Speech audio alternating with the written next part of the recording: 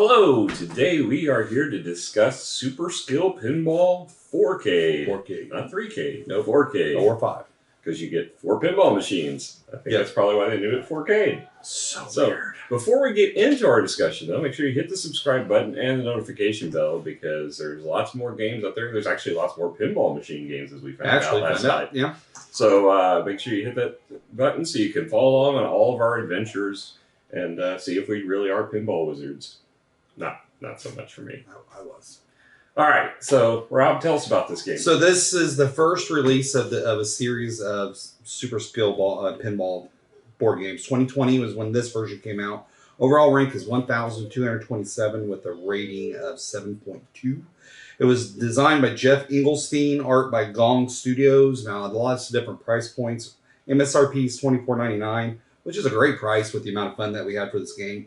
But Card House had it for a little bit cheaper at $18.49, and I saw it as cheap as $10. Yeah, I wish I'd done a little research. I would have picked it up at Card House because I got it at Gen Con and paid the MSRP. But it was kind of a blind buy. It's worth it, though. Yeah, I was at their booth investigating the Marvel Remix game, and while I was there, I noticed they had some kind of a Dungeons and Dragons themed game that I thought was a roll and write. And when I looked at it, I asked them about it. They're like, "Oh no, that's not a roll and write. That's just a write." It was like a story game.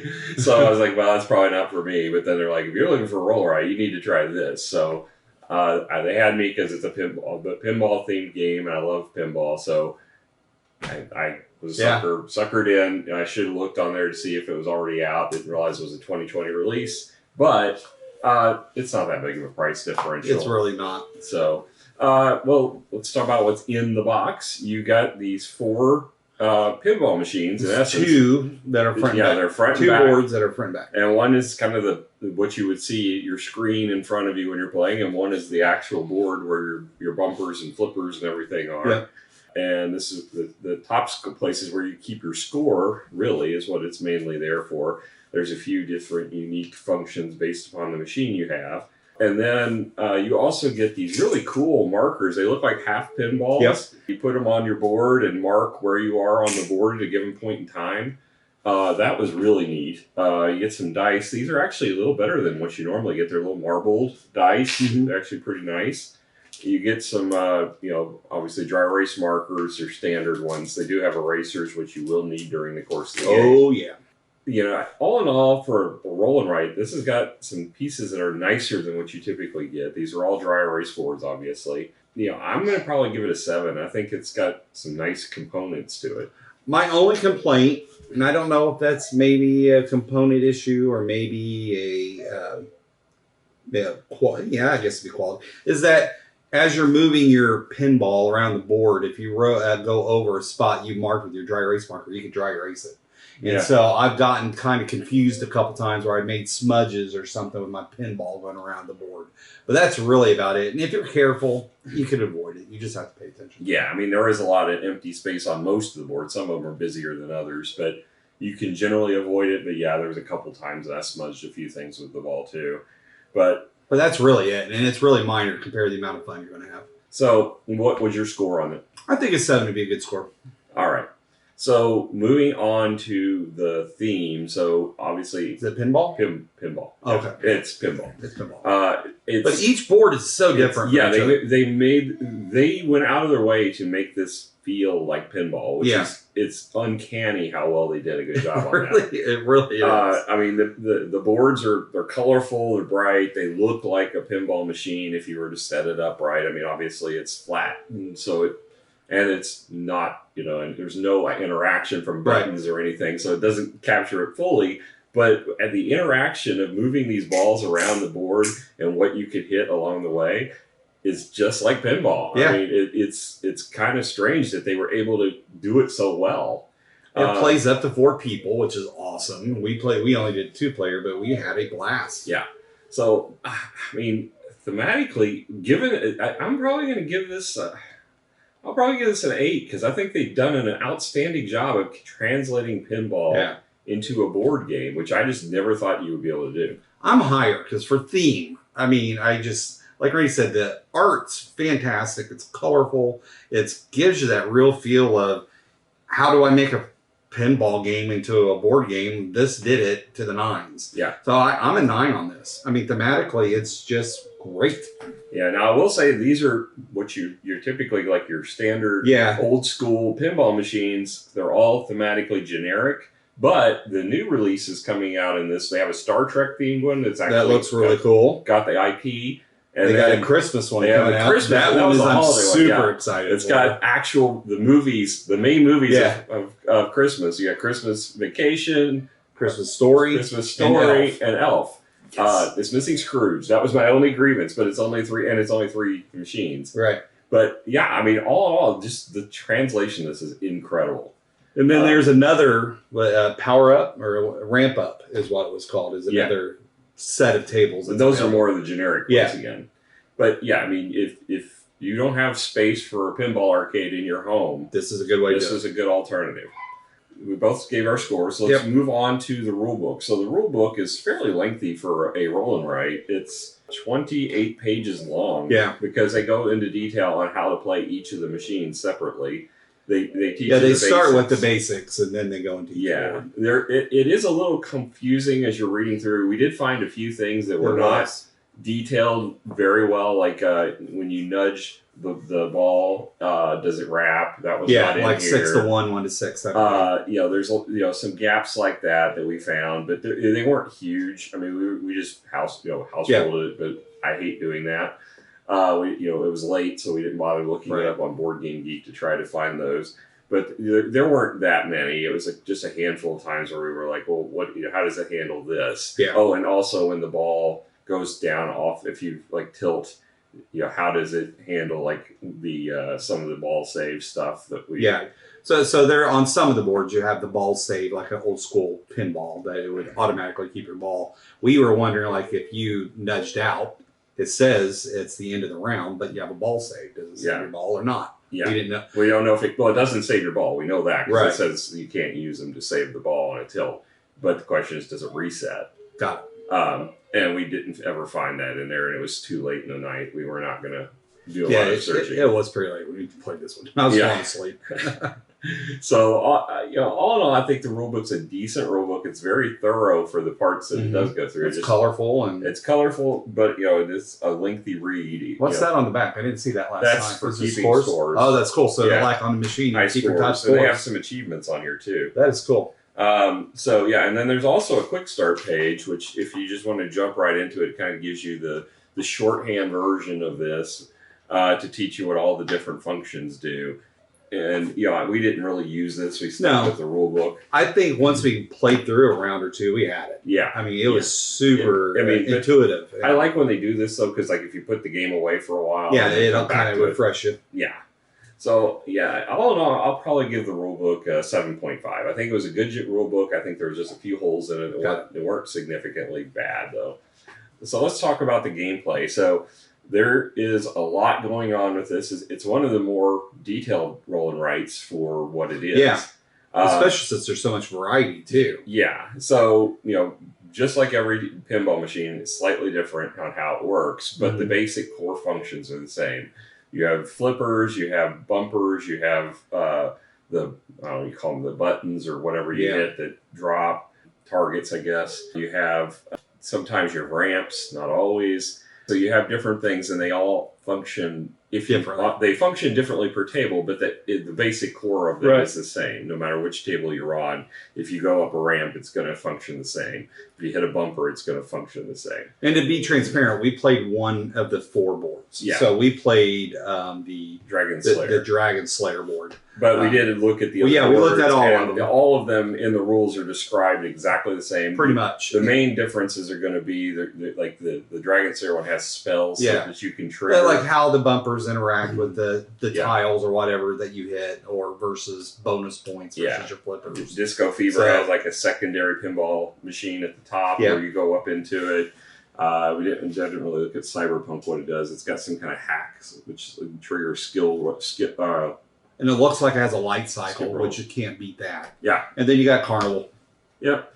So they're or Carnival. Sorry. But they all work in similar ways. Right. So basically, you have your plunger that automatically hits it to a start arrow at the top of the board.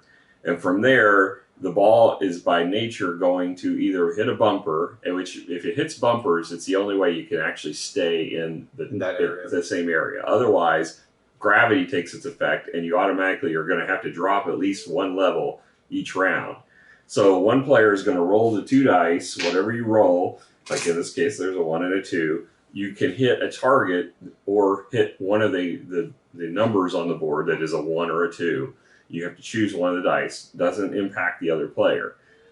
Key being you pick a die. Yeah. And you're going to target one thing with that number on it and mark it with your pen. If you hit all of the targets that are related to one another, you're going to trigger an effect. You might also get points along the way just from hitting one of them. If you hit a bumper now, the bumpers will have arrows associated with them which will relate to other targets that might let you bounce back and forth, just like a pinball machine where you ball stays in that area going back and forth. I thought that was really cool. Yeah. But if it doesn't do that, if you don't get a match on the number, you will have to drop down to the next section or below. It's up to you how far you drop. Or what number you got. But you don't have a choice. Right. But the challenge is when you hit one of your flippers, you have to hit the specific numbers that are still open, so you have limited numbers of uses of those flippers. Otherwise, the ball's going to go out of play.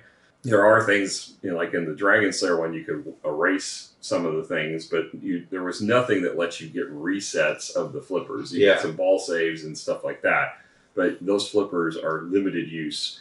And it's but the spells really helped out a lot. That was a lot of fun. I like the leveling. It was so cool. So it gives you a feel like in that one. It was a feel of playing a role playing game and leveling up on the game and choosing your spells along the way. I thought that was really cool how they handled it. Yeah, really neat implementation of it. But like I said, each table is going to work differently. If you go up a ramp, you're going to target a number, and if you have to choose a different number as you go up the ramp. So they work differently, but even the different functions in it are similar. That they always have ranges from 1 to 6, and you're going to target things.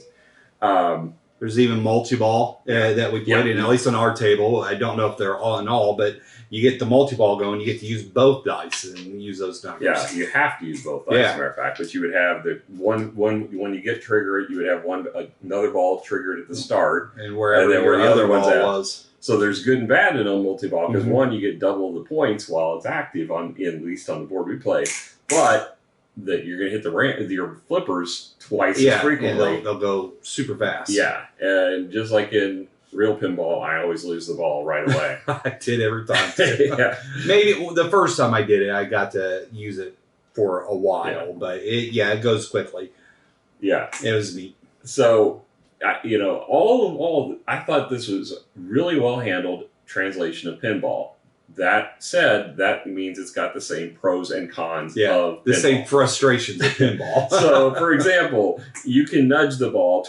In the case of the game we're playing, it's like all 4 of them have 3 uses. I knew this was going to come up. And the way the nudge works is basically if you had say you rolled a 1 and you really needed a 2, you can alter the die face, not change the physical die, but for your purposes, you use it as a 2. You mark one of your nudges, and however many increments you use to increase your die, you write that number down. The next time the dice are rolled, you have to see if the gap between the 2 dice that comes up is equal to or greater than whatever that nudge was.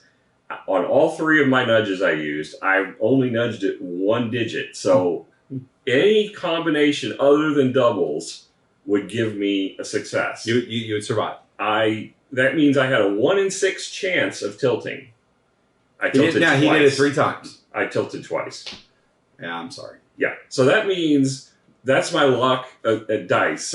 And 1 in 6 chance, and I did it 2/3 of the time. And both times he rolled.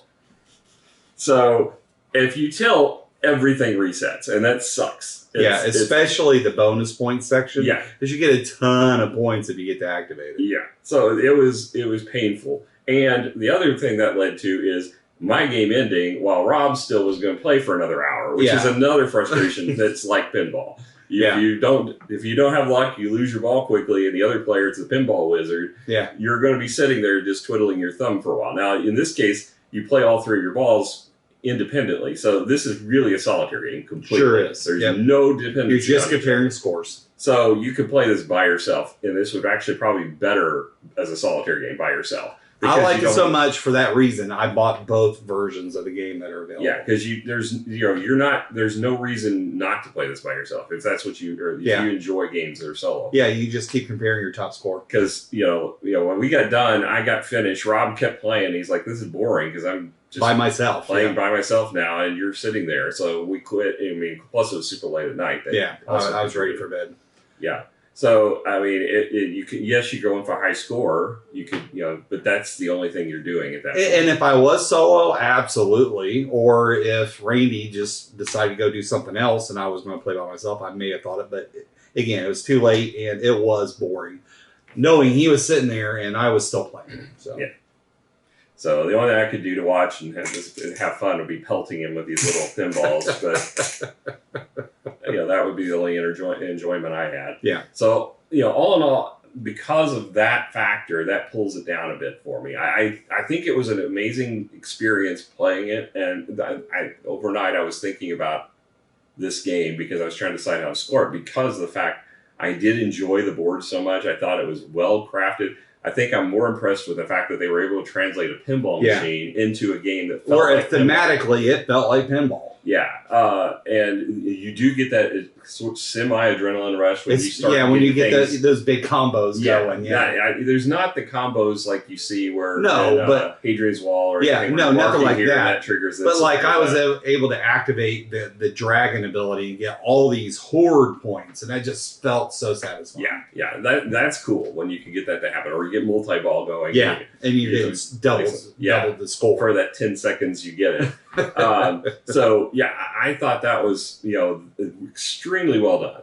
Now the con side is that weight factor, and I'm not a big solitaire game. Yeah, I don't play solo mode on any games. So given that, I'm going to probably give this a 7.5. I think that's where I'm at because the more I think about it, the more I think it's going to be a game I enjoy. In spurts. I'm not going to want to play this all the time if I want to get a game out because there's no interaction with the players and you got that potential wait time that you're going to have afterwards unless everybody says, oh, forget it, we're going to quit. I do agree that it does kind of bring it down a little bit for that. If you're playing multiplayer and then one does exceptionally better than the other, that downtime does suck. I'm not going to go down that far because I do like the solo aspect of it. And I did like that interaction we did have about seeing how well you were doing individually and kind of like Randy going off. And it was cool and funny seeing how he was reacting. And then I was having a good time. So I'm going to go an 8.5. Okay. Good scores all around. Yeah, it's a great game. I highly recommend it. Definitely, if you are a fan of pinball, check this out. Yes, absolutely. I was impressed. It's a no-brainer, really. Yeah, and it's not expensive. It's a cheap purchase, especially if you get it like under $20 at card out. Yeah, that's awesome. And it's, you got dry erase, so you don't have to worry about wasting paper, and it's soloable. So. Yeah. Soloable? Is that a word? Soloable. Yeah. Okay. How many syllables are in soloable? Don't worry about it. Okay. All right, so that's our thoughts on Super Skill Pinball 4-Cade. Whenever we get the other ones in, we'll do a real quick one and say how they compare. Let you know, how they differ. Especially the holiday special. On the road, so. Yeah, no, I can't believe that they got the rights to those films. It's awesome. So, all right, until next time, bye. Bye.